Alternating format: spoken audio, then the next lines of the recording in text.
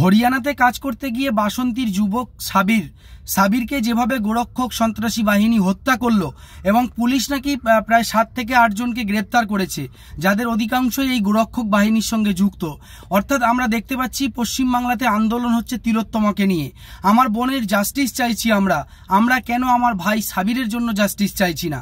এখনো পর্যন্ত কোনো বুদ্ধিজীবী সমাজ বা বুদ্ধিজীবীরা কেন রাস্তায় নেমে আন্দোলন করছে না? সাবির তো একজন ভারতীয়, সাবির তো একজন বাঙালি, সাবির তো এই রাজ্যের মানুষ, সাবির তো আমাদের ভাই। সাবির কারোর কাছে সন্তানের মতো, কারোর কাছে ভাইয়ের মতো। সেই সাবিরকে নিয়ে 27 তারিখে সাবিরকে হত্যা করা হয়েছে। এখনো পর্যন্ত সাবিরের পরিবারের সঙ্গে তেমন কেউ কেন দেখা করলো না? সাবিরের পরিবারের সঙ্গে কেন মুখ্যমন্ত্রী দেখা করলেন না? সাবিরের পরিবারের প্রতি কেন কোনো বার্তা দিলেন না অভিষেক বন্দ্যোপাধ্যায়? সাবিরের পরিবারের সঙ্গে রাহুল গান্ধী কেন দেখা করলেন না? সাবিরের পরিবারের প্রতি কোনো সমবেদনা জানালেন না? এখনো পর্যন্ত বামেদের পক্ষ থেকে কোনো রকম মিটিং মিছিল কোনো রকম আমরা কিছু দেখতে পেলাম না। সাবির তো আমাদের ভাই, তিলোত্তমা যেমন আমাদের বোন, সাবির আমাদের ভাই।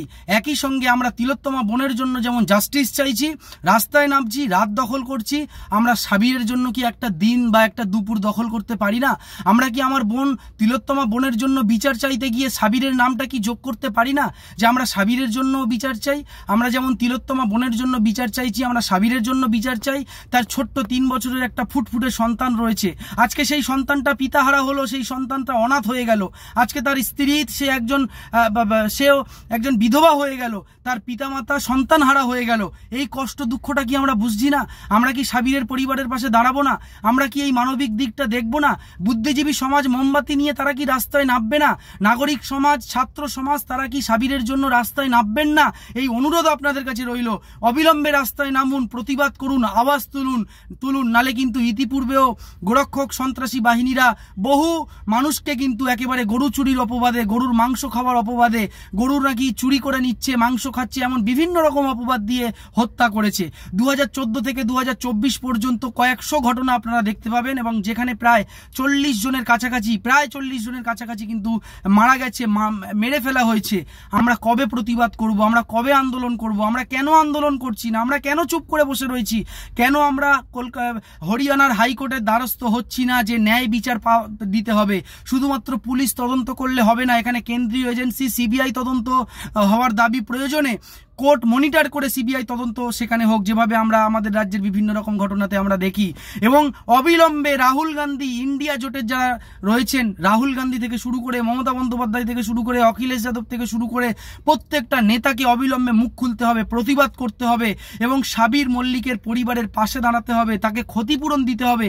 এই দাবি তুলুন আপনারা, এই প্রতিবাদ করুন। ভিডিওটি প্রচুর পরিমাণে শেয়ার করে আপনার আত্মীয় স্বজন, বন্ধু বান্ধব, প্রতিবেশী চারিদিকে ছড়িয়ে দিন।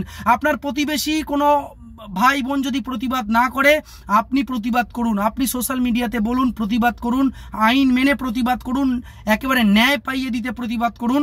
যদি চুপচাপ হয়ে যান, তাহলে কিন্তু এই যে তদন্ত চলছে, পুলিশ যাদেরকে গ্রেপ্তার হয়েছে, এটাও চুপচাপ হয়ে যেতে পারে। কারণ আমরা দেখেছি গুজরাটের বিলকিস বানুর ধর্ষকদেরকে ফুলের মালা দিয়ে বরণ করা হয়েছিল। আমরা দেখেছিলাম এমন গোরক্ষক সন্ত্রাসী বাহিনীদের অত্যাচার, পরবর্তীতে তারা গ্রেপ্তার হয় এবং তাদেরকে ফুলের মালা দিয়ে বরণ করা হয়। বিভিন্ন রাজনৈতিক দল তাদেরকে টিকিট দেয়। রাজনৈতিক ইন্ধন ছাড়া, রাজ্য সরকারের ইন্ধন ছাড়া, রাজ্য প্রশাসনের ইন্ধন ছাড়া কিভাবে এই ধরনের ঘটনা বারবার ঘটতে পারে? এবং জনসমক্ষে এমন ঘটনা ঘটছে, মানুষের সামনে এমন ঘটনা ঘটছে, মানুষ সেখানে চুপ করে দাঁড়িয়ে থেকে ভিডিও করছে, সেই ভিডিও সোশ্যাল মিডিয়ায় ভাইরাল করছে।